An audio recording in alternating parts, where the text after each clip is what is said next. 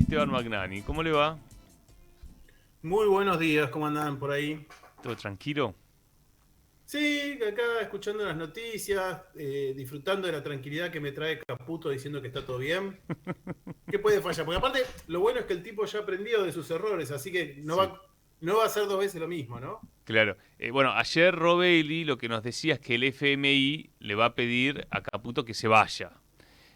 Entonces, vamos a ver, ¿no? Pero más allá Porque pues ya hizo su trabajo. de la Pues ya- tranquilidad con la que habla Caputo, que me hace acordar también a la tranquilidad con la que buscaba hablar Guzmán. ¿Te acordás en ese momento que iba tranquilo, que hablaba? No, no parece estar tranquila en la realidad económica. Esteban, vas a hablar de una serie, yo ayer vi el capítulo uno, muy fuerte, y es la serie del momento, Adolescencia. Es la serie del momento. Me llamó la atención que mucha gente me dijo, no, no quiero ni verla. No, la verdad que me parece que Leila estaba entre ellas. Contale, ¿por qué no la querías ver? ¿Qué me No, preguntaste? no, pensé que tenía que ver con el abuso sexual infantil, cosas por el estilo. Y dije, no, cosas así tan tremendas no tengo Ya ganas. la realidad es demasiado heavy como para... Claro, no me quiero angustiar, pero bueno, no sé bien de qué se trata. Sé que bueno, hay mucho revuelo y tiene repercusión en redes sociales. Todo sí, el mundo está hablando de esto.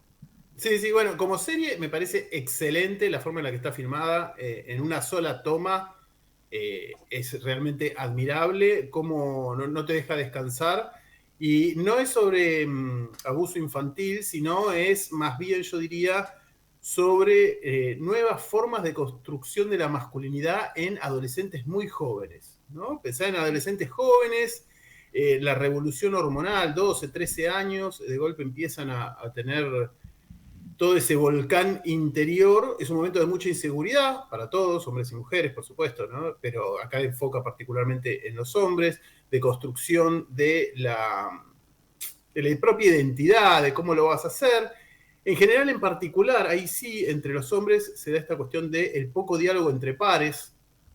No es algo que yo vengo viendo, hablando, la dificultad de que tenemos los hombres, incluso los adultos, de hablar de nuestras emociones, nuestros sentimientos, y cómo en ese aislamiento se vuelve más difícil gestionar un momento tan difícil.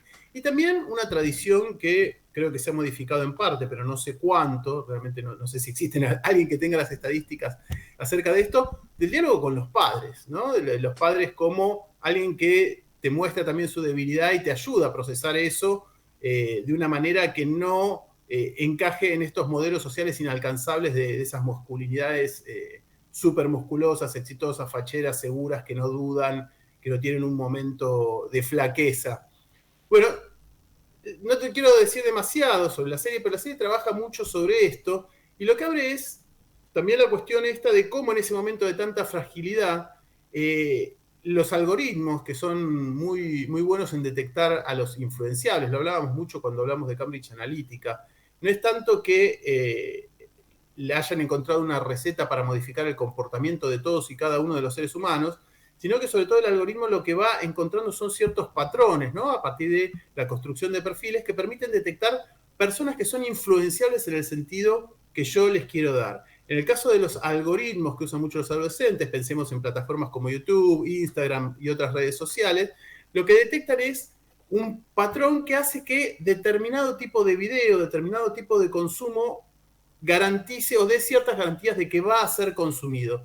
Y en general en ese momento, digamos, a través de ese algoritmo es por donde se están colando muchos de estos videos que hemos comentado incluso, ¿no? De estos tipos que te dicen, duchate a las 5 de la mañana todos los días, hace 200 burpees y vas a ser una persona exitosa, y que conllevan todo un modelo de masculinidad, un modelo de éxito, que además va construyendo un tipo de mujer, ¿no? Es lo que en estos últimos tiempos se ha dado en llamar una manosfera, ¿no? La esfera de los hombres, un submundo que está ocurriendo por debajo, que es el que de alguna manera la serie empieza a develar muy lentamente y que sorprende, por un lado, el desconocimiento de los protagonistas y el desconocimiento propio sobre todo ese submundo de códigos y de mensajes que pasan adelante directamente de nuestros ojos y los adultos no estamos muchas veces en condiciones de interpretar. Entonces, esta manósfera es el paraguas en el que se encierra una mirada del mundo con una masculinidad muy retrógrada, muy primitiva, y que permea sobre todo en estos pibes que se sienten desclasados. Es el caso del protagonista, que poco a poco nos vamos enterando de que es un pibe que se valora muy poco, que recibe mucho bullying, lo cual evidentemente no le sirve para sentirse ni un poquito mejor. Y empiezan a aparecer muchos términos que pueden dar una idea de qué es de cuál es el tono de la discusión, y que también nos recuerda el poder performativo del lenguaje, ¿no? Cómo el lenguaje va construyendo realidad. Circula mucho esto de la pastilla roja o red pill, ¿no? La de Matrix, que es la que te libera y te permite ver el mundo tal cual es. Y ese mundo tal cual es este mundo brutalmente descarnado, en el cual, por ejemplo, se dice que la ley del 100%, ¿no? Que el 80% de las mujeres van a ir atrás del mismo 20% de los hombres. Entonces, que aquellos que no son exitosos van a ser incels, ¿no? Involuntary celibates, célibes involuntarios, que son todo este nuevo movimiento de unas masculinidades muy, muy resentidas con las mujeres, claro, que creen que ellas son las culpables de que ellos nunca puedan tener una satisfacción sexual. Una cosa muy, muy, muy oscura. Después están la pastilla negra, que es la que también te permite descubrir cuál es tu destino, dejar de creer que vos sí vas a conseguir a tu princesa rosa, por hacer el equivalente del príncipe azul, y que si no naciste Chad, es decir, un ganador total, un tipo musculoso, siempre vas a estar solo, ¿sí? ¿Sí? Un tipo convincente, musculoso y demás, siempre vas a estar solo. Y eso genera mucho, mucho resentimiento contra las mujeres. El equivalente del Chad es la Stacy, ¿no? La mujer perfecta, que sale solo con chats, que es la cosa que vemos mucho en las series yankees de el más popular y la más popular, la cheerleader que sale con el jugador de fútbol americano, y que va generando como mucho resentimiento en los otros. Así se empiezan a crecer como submovimientos. Esto se da mucho en Reddit. A ver, Esteban, son estereotipos con los que nosotros nos hemos criado también en el cine, en la tele. No es nuevo, ¿no? El tema es que... No es nuevo. No es nuevo. Eso es lo interesante que para mí ocurre mucho con las redes sociales. En general se toman cosas que siempre existieron. Por ejemplo, el tema de las redes sociales trabaja mucho sobre esta necesidad de la aprobación de tus pares, pero amplifica muy fuertemente, hasta niveles patológicos, algunos aspectos que son funcionales a su modelo de negocio, en tanto restringen o atrofian otros sectores, otras partes de los vínculos, de la complejidad de los vínculos, que no son funcionales. En general, ¿cuáles son los que más van a potenciar? Aquellos que son más adictivos, ¿sí? Y esa adicción pasa en muchos casos por una satisfacción momentánea muy breve de cierto deseo que rápidamente se vuelve a reciclar. Lo que los yankees llaman los rabbit holes, ¿no? Empezás a ver un videito en YouTube de una cosa y cada vez vas como más profundo metiéndote en teorías conspirativas, en explicaciones muy simplistas de la realidad que de alguna manera te dan tranquilidad, pero te generan también toda otra ansiedad que te lleva a seguir viendo más de estos productos. Bueno, habla también de los machos alfa o beta, la hipergamia, las mujeres que buscan casarse por encima de su estatus y abandonan a los hombres más débiles, no todos mecanismos que generan cada vez más resentimiento entre los hombres contra las mujeres. Después todos estos videos de looks maxing, ¿no? Esto de cómo mejorar tu apariencia para ser un Chad, para ser uno de estos hombres deseables, conceptos como el valor de mercado sexual, ¿sí? Una mercantilización de los vínculos y una simplificación brutal. Después otras frases como todas las mujeres son iguales, que es con una sigla que es AWOLT. Bueno, el no ser un cuckold, un cornudo que es dominado por las mujeres. Como decís vos, Lucas, son todos conceptos que de alguna manera, un poco más en chiste, un poco más en serio, se han dado a lo largo de la historia del patriarcado, digamos, como una simplificación de las mujeres, cierto resentimiento, pero que por ahí es algo que tiene otras influencias, que se va procesando, que se va limitando y que uno va entendiendo que en realidad las cosas son mucho más ricas y mucho más complejas. Pero en esta forma que tiene también el mercado de organizar las cuestiones en blancos y negros, en simplificar en leyes, en un momento de tanta fragilidad, es lo que se refleja en esta serie Adolescencia, ¿no? ¿Qué es lo que le pasa a un pibe cuya educación emocional, sexual y vincular pasa por lo que le dan los algoritmos? Bueno, me parece más que recomendable esta serie, y también tiene otro aspecto que habla mucho, me parece interesante, que es el de el rol de la familia. Rápidamente la tendencia es a culpabilizar a las familias, ¿no? Y ahí entra también una cuestión de clase. No es lo mismo el tipo que tiene que trabajar 18 horas por día para mantener a su familia, que obviamente va a tener muy pocas oportunidades de tener un diálogo profundo y cercano y cotidiano con sus hijos, o una madre también, para el caso, y lo que pasa en otras familias donde hay cierto espacio para un encuentro, para una charla, para un diálogo, en el cual los pibes tengan también otra forma de mirar el mundo próxima, que funcione de alguna manera como un modelo. Bueno, ahí también está la cuestión neoliberal de la culpabilización de los padres para decir, bueno, mirá, ¿cómo te salió tu hijo? Esto es porque vos no fuiste un buen padre y es todo tu culpa. Bueno, puede ser que siempre haya un poco de responsabilidad paterna, pero evidentemente hay una estructura, un sistema que está favoreciendo la circulación de ciertos tipos de discursos que son muy, muy pesados y con los cuales muchos pibes en un momento de mucha fragilidad no pueden procesar. Así que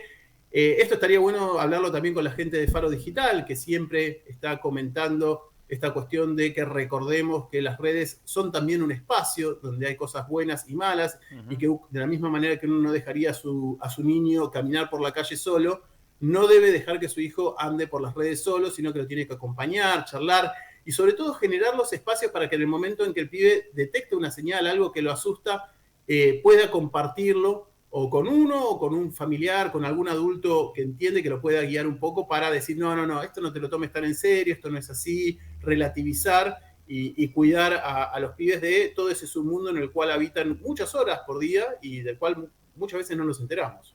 Se estaba viendo una nota de Claudia Messing, una psicóloga que escribe en Página, y me llamó mucho la atención el tema de, porque bueno, va abriendo como diferentes discusiones que trae la serie, ¿no? Por ejemplo, también el tema del consumo de pornografía en los más jóvenes. Bueno, claramente nuestra generación, que era la tele, en todo caso no se puede ver esa serie, ¿no? En algunas familias que decían, eso no se puede ver, pero era el control de la tele. Hoy, el celular... No, hay una autonomía. Una autonomía compleja, ¿no? De regular.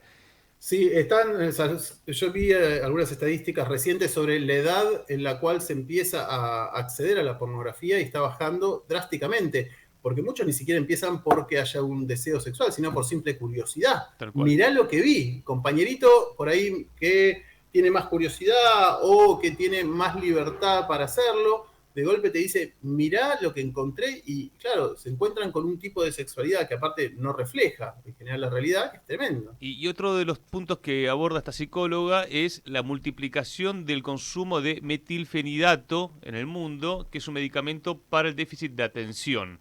Ella dice, para dar solo un ejemplo, en Estados Unidos pasó de menos de 2 toneladas en 1990 a 30 toneladas en el 2005 y a 55 toneladas en 2013.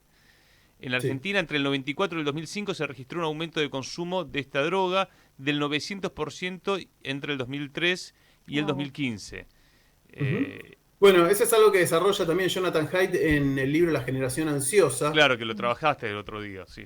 Claro, que son pibes que están sobreestimulados con estímulos muy breves que producen una insatisfacción muy rápida y que obviamente están permanentemente inquietos, y la solución, digamos, también de la medicina y de la falta de miradas holísticas es, le falta tal neuroquímico, se lo enchufamos y con eso lo vamos a tranquilizar.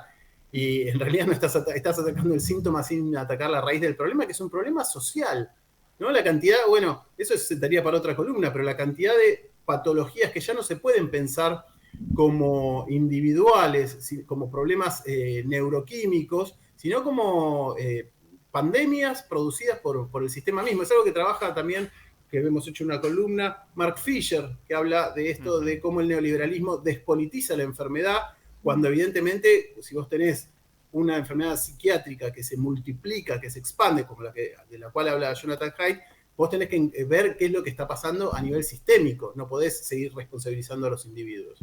Excelente, Magnani. Bueno, a ver entonces esta serie de adolescencia, yo me quedé la verdad con un primer capítulo que me dio ganas de seguirla viendo, porque aparte no estoy contando mucho, pero la manera en que lo detienen el pibe, mamadera. Mamadera, sí. Y es muy buena, me parece que es muy buena como serie. Grupo comando con armas largas para tener un pibe de 13 años. Ahí te das cuenta que también. se mea en la cama. Claro. Sí, me parece que vale la pena. Obviamente cada padre sabrá en qué nivel de desarrollo, capacidad de procesar cosas complejas estarán sus hijos, pero a mí me parece que es una serie bastante interesante para ver con adolescentes. Bien. Esteban, querido, gracias. Un gran abrazo para ustedes. Un Abrazo. lujo, ¿eh? Esteban Magnani, sobre la serie Adolescencia. Atente que se viene una entrevista muy, muy interesante de agenda propia aquí en La Gráfica. Está Malena Coelho en la puesta en el aire.